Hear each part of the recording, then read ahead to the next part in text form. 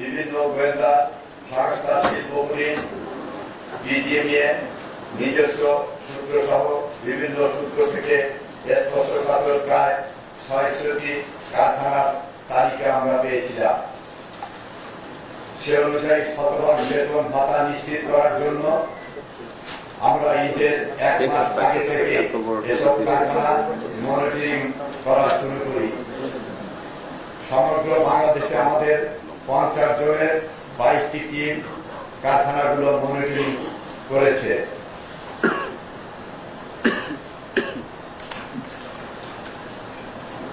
Monitoring করার সময় ২৫টি কারখানার শ্রম সংক্রান্ত কিছুটা সমস্যা পাওয়া গিয়েছিল, যা সমাধান করা হয়েছে।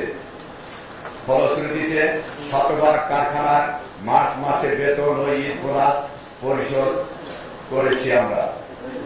আমাদের জানা মতে বেতন বা বোনাস পাইনি এমন একজন শ্রমিকও নেই ইনশাআল্লাহ।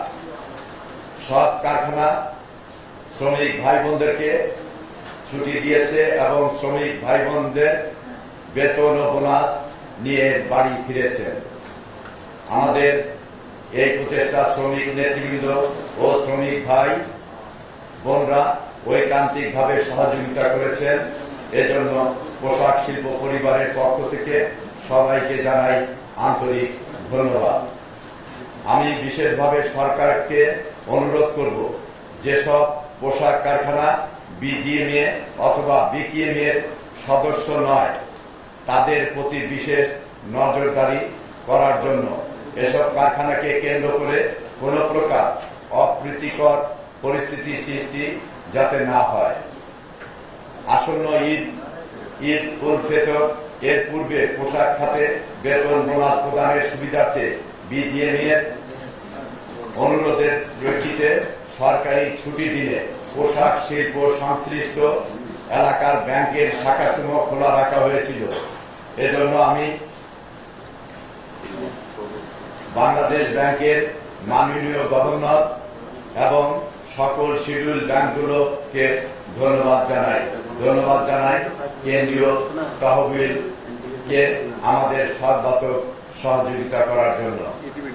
আমরা একান্তভাবে কামনা করছি আমাদের প্রতিটি শ্রমিক ভাই বোন যাতে পরিবার পরিজন নিয়ে হাসি মুখে ঈদ উদযাপন করতে পারেন।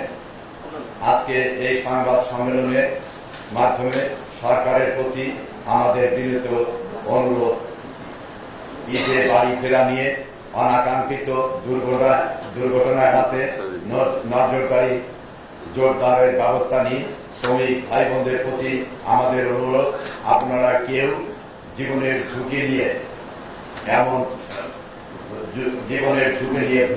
ভ্রমণ করবেন না।